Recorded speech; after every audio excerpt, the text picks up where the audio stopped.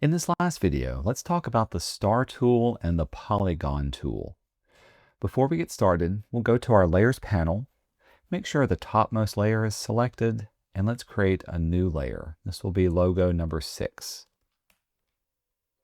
Inside of this layer, let's also zoom in and bring up this star selection. The star tool is hiding underneath all of your other polygon tools, and so here's the star with this one. This one works just like all the others. You can click and drag, and you can see it'll start to create a star from the center point outward. Now, once we create a star, we'll need to be able to change the number of points it has, as well as being able to eventually round it off. So in my case, I'm going to eyeball the center of this star right about here. Click and drag. And if you hold the Shift key, it'll give you kind of a perfect little placement. Later on, we can move it. If you want to add more points to this, so you can see that this is a 6-pointed star, clicking on the little up and down arrow will increase or decrease the number of points.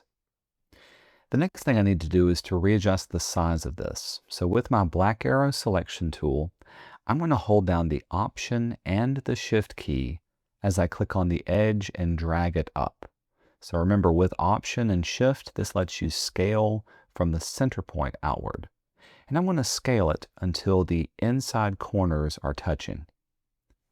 Finally, with this, we need to round off the edges. In order to see it, I'm going to swap out my fill and stroke color. So now I can see the outside edges. And I need to find my corner widget. On a star, it is only just one little point up here. But when I click on it and drag downward, this gets all the points until it comes down right where it needs to be. Finally, before we fill this in, let's make the white star on the inside. Once again, grab the star tool,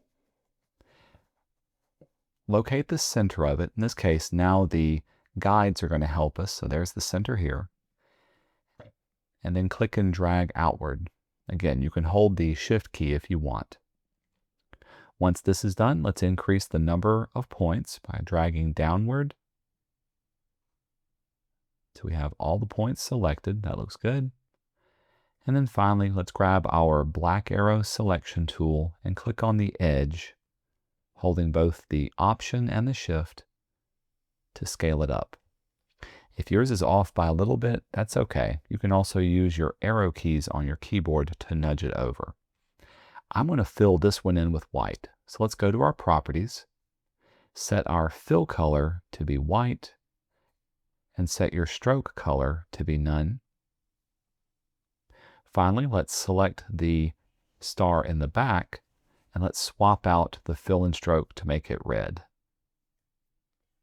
And there we have this one. Let's go to our layers panel and lock it down. And one last time, let's make one more layer for logo number 7. We'll slide over to here. This is made up of the polygon tool. We've got a 6-sided polygon and some triangles on the inside.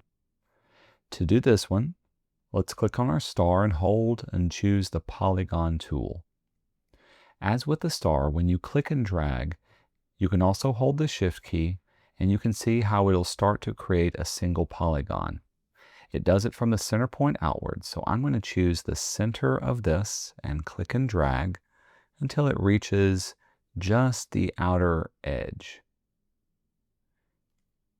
Next, I only need the outside of this to show the stroke. So I'm going to swap up the fill and stroke, so there's no fill and there's just a red stroke outline. Since I've got my line in the middle of this area, when I go to increase the stroke size, you can see how it increases on both edges. Remember, if necessary, you can use your black arrow selection tool to scale this down to be exactly where you want it to be. Now let's do the triangles. Once again, choose your polygon tool. This time you can click and drag and just make a simple shape. As with the star, you can click on the diamond on the side and drag it upward to make this a 3-sided polygon. Let's swap this out for the fill and the stroke, and let's use our black arrow selection tool to move it over, and let's rotate it all the way around. With our black arrow selection tool, we can move just outside of this bounding box until you see the rounded arrows. Now when we click and drag, we can rotate this all the way around, and if you hold the Shift key, this will be a little bit easier to make it 180 degrees. Finally, let's move it into place by placing it up here, and if necessary, we can click on the bottom edge, hold the Shift key, and drag it outward to make it match. Let's make 2 more copies of this. With our black arrow selection tool still selected, hold the Option key or the Alt key, click and drag it down into place. I'm specifically looking to make sure these little anchor points right here match up, and they do. One more time, let's click and drag as we hold the Option key and drag another one over to place it on this side. And there we have this one nice and finished. If we go up to our Layers panel, we can also lock down this layer.